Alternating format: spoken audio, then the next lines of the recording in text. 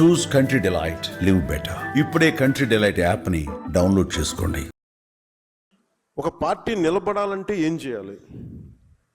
ఒక పార్టీ బలంగా వేళ్ళునుకుపోవాలంటే ఏం చేయాలి? నా తపనంతా ఇదే ఉండింది. నేను ఆల్మోస్ట్ ఒక 23-24 నుంచి నేను పడ్డ తపన, కొన్ని అనుభవాలు అన్నీ కలిసి ఈ రోజున ఇన్ని దాదాపు 4,000 మంది ఈ రోజున పదవులు వచ్చినాయి. ఇన్ని ఎమ్మెల్యేలు కానీ, ఎమ్మెల్సీలు కానీ, మంత్రులు కానీ ఇవన్నీ ఉన్నాయంటే ఇది ఒక పవన్ కళ్యాణ్ అనే వ్యక్తిది కాదు, మనందరం క్యారీ చేస్తున్న ఈ భావజాలం తాలూకు శక్తి, మన పోరాట శక్తి, మన పోరాట పటిమ. అంటే ఇది మనం నిలబడగలిగేది. ఒక పార్టీని ఎలా మనం, ఒక వ్యక్తిని మనం ఎలా అంచనా వేస్తాం? గెలిచినప్పుడు సుఖాల్లో వాడిని అంచనా వేయలేము ఎవరిని కూడా. గెలుపు ఓటమిల్లో వీళ్ళు ఎలా నిలబడతారన్న దాని మీదే జీవితం ఉంటుంది. అలాగే మనం ఓడిపోయినప్పుడు నిలబడ్డాము. మీరందరూ ఓడిపోయినప్పుడు నిలబడ్డారు, అందువల్ల ఈరోజు నీ పదవులు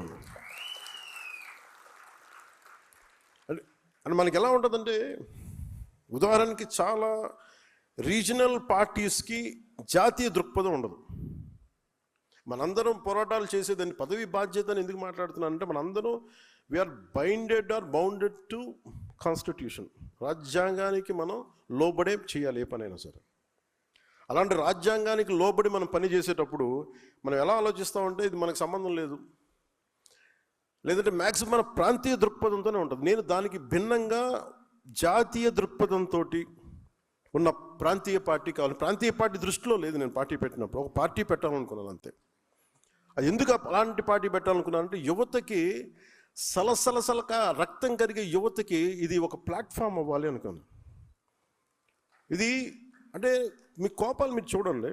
ఈ మధ్యన ఆపరేషన్ కగార్ కానీ, ఎంతమంది నక్సలైట్స్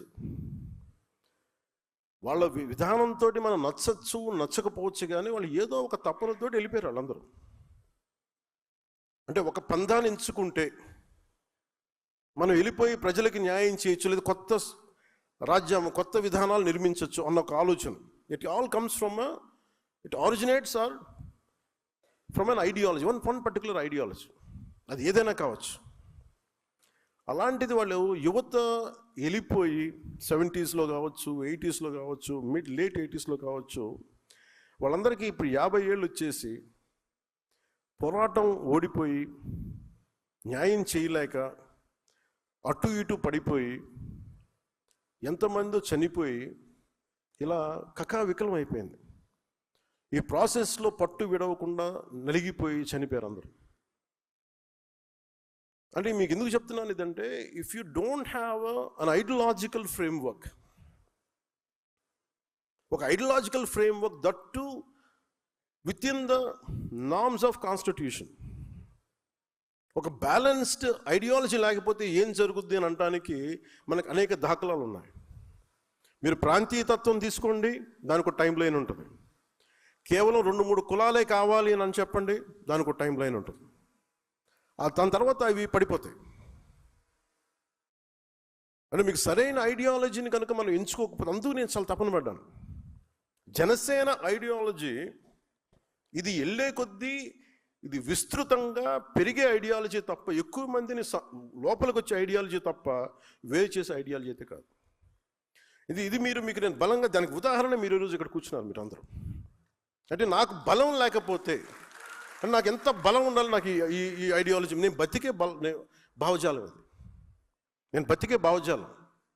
నేననే కాదు, మనిషి అన్నోడు ఎవడైనా సరే సరిగ్గా దారిలో ఉండాలి, ప్రపంచం దేశం అనుకున్నాడు ఎవడైనా బతికే భావజాలం. నువ్వు ఎన్ని అర్థం చేసుకోవాలి?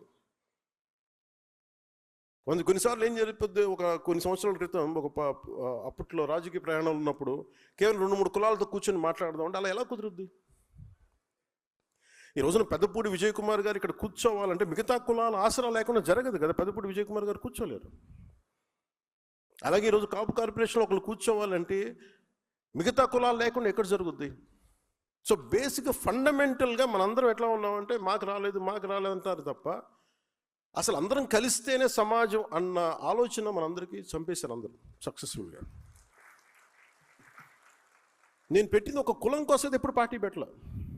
ఒకసారి చాలా ఇబ్బందిగా ఉంటుంది నాకు, కులానికి పరిమితం చేస్తుంటే, అరే నేను ఇంత విస్తృతంగా ఒక యూనివర్సల్ థాట్ తోటి నేను వస్తున్నప్పుడు నన్ను కూర్చోబెట్టి అది ఒక స్ట్రాటజీ. అది confining any individual to particular ideology, region, religion is a clear cut strategy to confine. అది మనకి వర్తిస్తే కానీ ఇంకెవరికి వర్తించు. అదొక గొప్ప ఆలోచన. మిగతా వాళ్ళకి వర్తించు, మనల్ని విమర్శించే వాళ్ళకి అది వర్తించదు. ఇదంతా మనకే వర్తిస్తుంది. సో అందుకు నేను చాలా ప్రత్యేకించి, నేను చాలా ఆలోచించి, చాలా సోషల్ ఐడియాస్, ఫిలాసఫీస్ చదివి, చాలామంది నిపుణులతో చర్చించి, దీన్ని చాలా సింపుల్గా, అంటే మనం కూర్చోబెట్టి ఊకదంపుడు ఉపన్యాసాలాగా ఇంత పెద్ద చెప్పకుండా, పెద్ద పెద్ద పుస్తకాలు లేకుండా, చాలా అంటే ఒక వాక్యం రాస్తే అది భావగర్భితమై ఉండాలి. ఒక ఐడియాలజీని మీరు ప్రపోజ్ చేస్తే భావగర్భితమై ఉండాలి. అందుకని ఈ 7 సూత్రాలతోటి అంత భావగర్భితంతో చేసాం. దాన్ని మీరు వెతికితే వాల్యూమ్స్ రాయొచ్చు ఒక్కొక్క దాని మీద ఉదాహరణలతోటి.